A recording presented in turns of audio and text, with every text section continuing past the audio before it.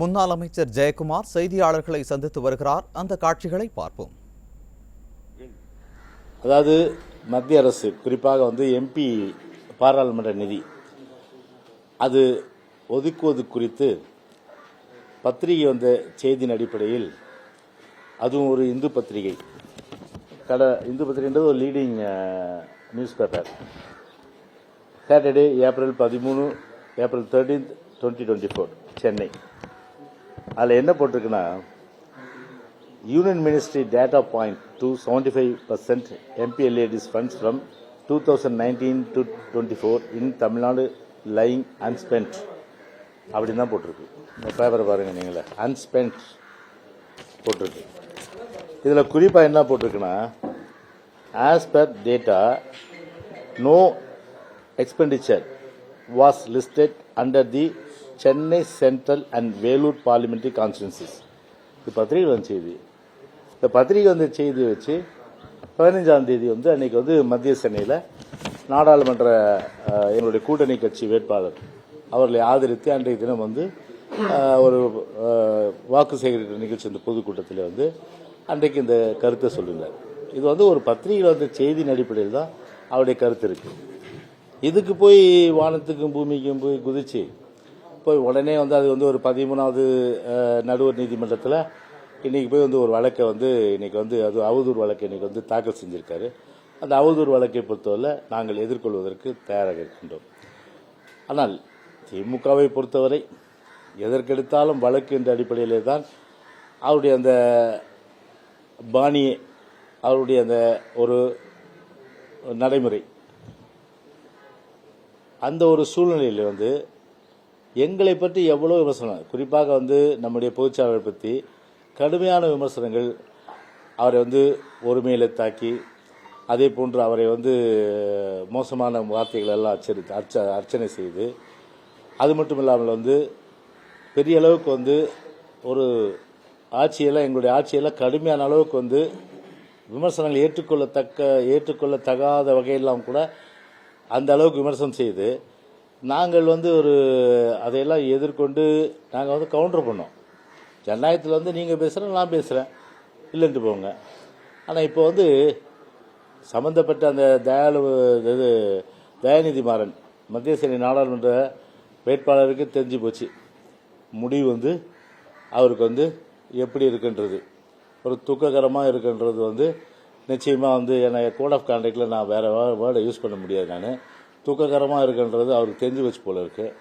அதனால தான் இப்போ என்ன பண்ணுறாரு, அந்த அடிப்படையில் போயிட்டு இப்போ ஒரு வழக்கை தாக்கல் செஞ்சுருக்காரு. வழக்கை பொறுத்தவரை பொதுச் செயலாளர் ஒரு இந்து பேப்பரில் வந்த செய்தியின் அடிப்படையில் அவர் பேசுது. அதனால் வழக்குகள் போட்டு அதை சந்திப்பதற்கு பொதுச் செயலாளர் தயாரிக்கிறாரு. அனைத்து இந்திய அண்ணா திராவிட முன்னேற்ற கழகம் தயாராக உள்ளது என்பதை நான் இந்த நேரத்தில் தெரிவித்துக் கொள்கின்றேன். இந்த செய்திக்கு அந்த நாளிதழ் மறுப்பு தெரிவித்து ஒரு செய்தியும் வெளியிட்டிருக்காங்க. ஆர்டிஐ மூலமா அண்ணாமலை பொய்யான தகவல் சொல்றாரு. அதே போலதான் ஆட்சியை இந்த ஆர்டிஐ மூலமா பெற நினைக்கிறாங்க குற்றச்சாட்டு. இல்ல, அதெல்லாம் வழக்கு இப்ப தாக்கல் பண்ணிட்டாரு. எங்களுடைய நிலையை சொல்லிட்டோம், எந்த அடிப்படையில் நாங்கள் சொன்னோன்னு சொல்லிட்டு.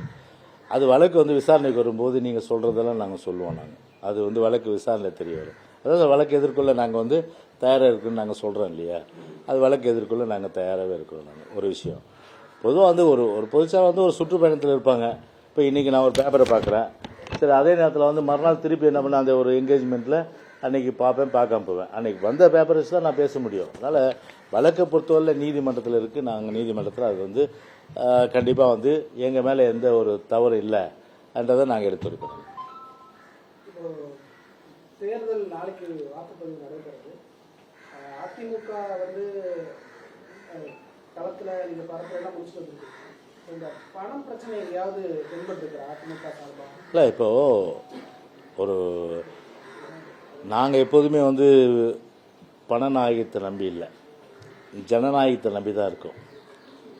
ஆனால் சில கட்சிகள் அவர்களெல்லாம் பொதுவாகவே குறிப்பாக ஆளும் வர்க்கம், அந்த ஆளும் வர்க்கம் பணத்தையே தான் நம்பி இருக்கு.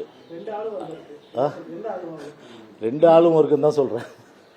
ரெண்டு ஆளும் வர்க்கமும் பணத்தை நம்பி தான் இருக்கிறாங்க. அதனால் பணத்தை கொடுத்து வாக்காளர்களை ஏமாற்றலாம், ஒரு வாக்குகளை பெற்று விடலாம் என்ற ஒரு நப்பாசில் இருக்கின்றார்கள். அம்மா அடிக்கடி சொல்லுவாங்க, பணத்தை கொடுத்தா வாங்கிக்கிங்க, ஆனால் ஓட்டு எங்களுக்கு தான் போடுங்க அப்படின்னு சொல்லுவாங்க. ஸோ அதுதான் மக்களுடைய மனநிலையாக இருக்கும் கண்டிப்பாக. ஏன்னா மக்களுக்கு தெரியும், அது அவங்க வீட்டு பணத்தை கொடுக்கல, கொள்ளையடித்த பணம் தான் கண்டிப்பாக கொடுக்குறாங்க. சரி வருது எதுக்கு வேணான்னு சொல்லுவான், வாங்கி போட்டுட்டு போடுற கட்சி போடுவாங்க. அதுதான் வந்து நடக்க போகுது. அதனால் நாங்கள் நம்பியிருப்பது மக்களை, நாங்கள் நம்பியிருப்பது ஜனநாயகத்தை. ஆனால் இந்த ஆளும் 2 வர்க்கங்களும் அது வந்து பண நாயகத்தை தான் நம்பியிருக்கு. பாண்டிச்சேரியும் உங்களுக்கு தெரியும் எந்த அளவுக்கு வந்து மத்தியில் இருக்கின்ற ஒரு ஆளும் வர்க்கம் இன்றைக்கு வந்து ஒரு பணத்தை மட்டுமே நம்பி வந்து வாக்காளர்கள் அளித்ததெல்லாம் அங்கே வந்து பெரிய அளவுக்கு வந்து ஒரு தேர்தலே நிறுத்தணுன்ற அளவுக்கு அங்கே வந்து பாண்டிச்சேரி, தமிழ்நாட்டில் இல்லை பாண்டிச்சேரியில் போயிடுச்சுன்றதெல்லாம் உங்களுக்கு நான் நினைவூட்ட கடமைப்பட்டிருக்கின்றேன்.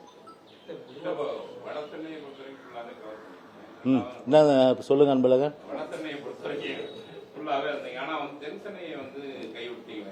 எல்லா தொகுதியும் வந்து பார்த்தீங்கன்னா வந்து அனைத்து இந்திய அண்ணா திராவிட முன்னேற்ற கழக தொகுதி தானே.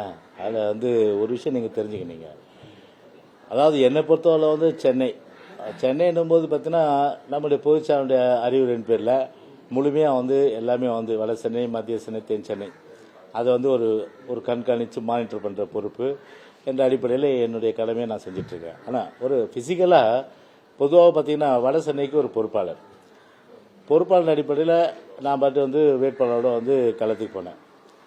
என்னுடைய மகனை பொறுத்தவரை ஒரு இண்டிபெண்டன்ட்னா நான் இண்டிபெண்டன்ட் கேண்டிடேட் கிடையாது, ஒரு அதாவது வந்து கட்சி சார்பாக நிற்கிற ஒரு வேட்பாளர். அப்படி இருக்கும்போது அவருக்கு எல்லாம் ஆற்றல், திறமை, அறிவு எல்லாமே இருக்குது. அதை மீன் குஞ்சுக்கு நீந்த கற்றுக் கொடுக்கணுமா என்ன? அதனால் எல்லா விதமான அளவுக்கு அது நீந்தி கரை சேர்க்கிற அளவுக்கு வந்து அதுக்கு தெம்பு, தைரியம், திராணி எல்லாமே இருக்குது. அதில் ஊரார் குழந்தையை ஊட்டி வளர்த்தா தன் குழந்தை தானே வளரும். எனவே அந்த அடிப்படையில் அதை பொறுத்தவரையில் பார்த்தீங்கன்னா மீன் குஞ்சுக்கு நீந்த கற்றுக் கொடுக்க தேவை, அது வந்து தன்னால் நீந்தி வந்துடும், கரை சேர்ந்துடும். தேர்தல் ஆணையத்தோட செயல்பாடுகள் எப்படி இருக்கு, அவங்களோட ஏற்பாடுகள் எப்படி இருக்கு? பொதுவாகவே வந்து ஒரு தேர்தல் ஆணையத்தை பற்றில இப்போ கூட நம்முடைய வழக்கறிஞர் பிரிவு செயலாளர் திரு இன்பதுரை வந்து ஒரு கம்ப்ளைண்ட் கொடுத்துருக்காரு நெல்லை மாவட்டத்தில். அதாவது 1 கோடி ரூபாய் அதை வந்து பிடிக்கிறாங்க. அவர் சொன்னது வந்து கதாநாயகர். அந்த கதாநாயகர் யாருன்னு தெரியும், அது அந்த மாவட்டத்து கதாநாயகர் யார், அது யாருன்னு தெரியும். அந்த கதாநாயகருக்கு மகனுக்கு போக வேண்டிய பணம் அது நடுவில் வந்து ஏதோ ஃப்ளையிங் ஸ்குவாடு பிடிச்சிருக்கு போல. பிடிச்ச உடனே ராபின்ஹுட் மாதிரி ஒருத்தர் வந்து அந்த பணத்தை வந்து அவங்ககிட்ட இருந்து எடுத்துன்னு போயிடுறாரு. அவங்ககிட்ட எடுத்துன்னு போயிட்டு அதை பேஸ் பண்ணி கம்ப்ளைண்ட் வந்து ஸ்டேஷனில் கொடுக்குறாங்க. ஸ்டேஷனில் கொடுத்தோன்னா எஃப்ஐஆர் ரிஜிஸ்டர் பண்ணுறாங்க. பண்ணிவிட்டு 28 லட்சம் ரூபாய் தான் நாங்கள் சீஸ் பண்ணன்னு சொல்கிறாங்க. ஆனால் வந்து பிடிப்பட்டது வந்து 1 கோடி ரூபாய். அப்போ அந்த 1 கோடி ரூபாயில் 28 லட்சம் போனால் மீதி பணம் எங்கே, அதான் இப்போ கேள்வி. அது எலெக்ஷன் கமிஷன் வந்து கம்ப்ளைண்ட் கொடுத்து அந்த பதிலை உடனடியாக சொல்லணும்னு சொல்லிட்டு வழக்கறிஞர் இன்பதுரை வந்து இன்றைக்கி பேட்டி கொடுத்துருக்காரு, கம்ப்ளைண்ட்டும் கொடுத்துருக்காரு. அதே போல் பார்த்தீங்கன்னா பல இடங்களில் வந்து இந்த மாதிரி வந்து ஒரு எலெக்ஷன் கமிஷன் ஒரு விழிப்போடு இருந்து செயலாற்ற வேண்டும் என்பதுதான் எங்களுடைய ஒரு வேண்டுகோள் கூட. பொதுவாகவே இப்போ டி நகரில் எடுத்துட்டிங்கன்னா 500 வாக்குகள், அந்த 500 வாக்குகள் பொறுத்தவரை டெலீட் பண்ணிட்டாங்க ஃபுல்லாகவே. அது இப்போ வந்து புகார் கொடுக்கப்பட்டு அந்த புகாரின் அடிப்படையில் மாவட்டத்தினுடைய தேர்தல் அதிகாரி திரு ராதாகிருஷ்ணன் வந்து நடவடிக்கையில் இருக்குது, கண்டிப்பாக நடவடிக்கை எடுப்பதாக உறுதி கொடுத்துருக்காரு. இது எப்படின்னா பொதுவாகவே இப்போ வாக்காளர்களுக்கு எலெக்ஷன் கமிஷன் வழங்கிய பட்டியல், இறுதி பட்டியல், அதில் வந்து வாக்காளருடைய பேர் இருக்கும். அந்த பேர் இருக்கும், வாக்காளருக்கு உண்டான பூத் ஸ்லிப்பும் வீட்டுக்கு போய் கொடுத்துருப்பாங்க. ஆனால் அந்த பூத் ஸ்லிப்பை வாங்கிட்டு பூத்துக்குள்ளே ஓட்டு போட போகும்போது அங்கே ஒரு வாக்காளர் இது இருக்கும், இது லிஸ்ட்டு, வாக்காளர் பட்டியல் இருக்கும். அந்த பட்டியலில் பார்த்தீங்கன்னா இருக்காது. உதாரணத்துக்கு இப்போ வந்து ஒரு பேர், பத்திரிகை ஒரு பேர் சொல்கிறேன், குணா, அவரே வந்து இப்போது வாக்காளர் பட்டியல் இறுதிப்பட்டியல் வந்து வெளியிட்டதில்லை, தேர்தல் ஆணையம் வெளியிட்டதில் அவருடைய பேர் இருக்குது. அவர் வீட்டுக்கு வந்து ஸ்லிப் கொடுக்குறாங்க. ஸ்லிப்பை வாங்கிட்டு ஒரு ஜனநாயக கடமை ஆட்டலான்னு சொல்லிட்டு அவர் போகிறார். போகும்போது என்ன பண்ணுவாங்கன்னா, அங்கே உள்ள வந்து ப்ரிசைடிங் ஆஃபீஸர், போலிங் ஆஃபீஸர் எல்லாம் வந்து முதல்ல மை வைக்கிறதுக்கு முன்னாடி பார்ப்பாங்க அவர் பேர். பார்த்துட்டு உங்கள் பேர் டெலீட்டில் இருக்குங்கன்னுவாங்க. இவருக்கே தெரியாது பூத் ஸ்லிப் இருக்குது, வெளியில் இருக்க பட்டியலில் பேர் இருக்குது, ஆனால் உள்ளே பார்த்தீங்கன்னா டெலீட் லிஸ்ட்டில் இருக்கும். இவர் ஏன்னா வந்து எங்களுக்கு ஓட்டு போடுறவர் இவர். அந்த மாதிரி ஒரு யாரெல்லாம் எங்களுக்கு ஓட்டு போடுறாங்களோ அவங்கள குறி வச்சு ஒவ்வொரு தொகுதியிலையும் இந்த மாதிரி செய்ததா. அதில் ஒரு தொகுதி ஸ்ரீநகர் வந்து நாங்கள் அடையாளம் கண்டு அதன் அடிப்படையிலே இதே போல் வந்து பல்வேறு தொகுதிகளில் வர்றதுக்கு உண்டான வாய்ப்புகள் இருக்குது.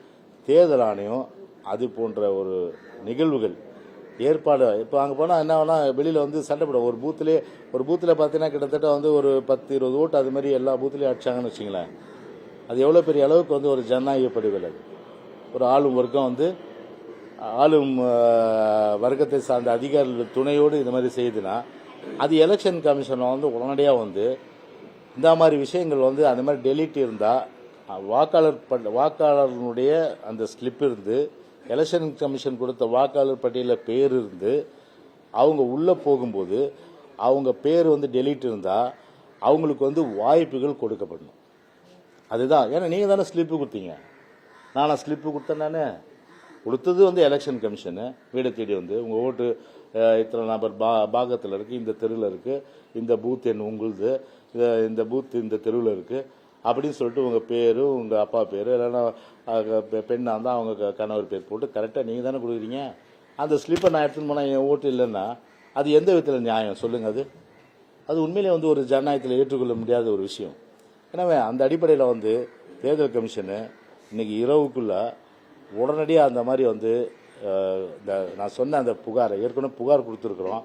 அது தமிழ்நாடு ஃபுல்லாகவும் சரி, சென்னை ஃபுல்லாகவும் சரி, முழுமையாக அதை உடனடியாக வந்து இந்த மாதிரி இந்த குற்றச்சாட்டுகள் வராத அளவுக்கு, நாளைக்கு வராத அளவுக்கு பார்த்து கொள்ள வேண்டியது உங்களுடைய தேர்தல் ஆணையத்துடைய கடமை. அதான் இந்த நேரத்தில் வேண்டுகோளாக வைக்கிறோம். பொதுவாகவே சென்னையில் வாக்குப்பதிவு சதவீதம் கம்மியாக இருக்கும். வாக்குப்பதிவுக்கு பொதுமக்களுக்கு இல்லை, பொதுவாகவே பார்த்தீங்கன்னா இது ஒரு ஜனநாயக திருவிழா. இந்த ஜனநாயக திருவிழாவை வாக்காளர்கள் தங்களுடைய வந்து கடமை ஒரு எக்ஸசைஸ் என்று சொல்லக்கூடிய அதை நிறைவேற்றும். அந்த கடமையை வந்து நிறைவேற்றுவதுதான் ஒரு ஜனநாயக நாட்டிலே நாம் ஒரு ஜனநாயக கடமை ஆற்றுவதுதான் ஒரு ஜனநாயகத்துடைய மாண்பு என்பதை உணர்ந்து நம்முடைய வாக்காளர்கள் முழுமையாக வாக்குச்சாவடிகளுக்கு வந்து வாக்களிக்க வேண்டும் என்பதுதான் எங்களுடைய ஒட்டுமொத்த அந்த விருப்பமும் கூட.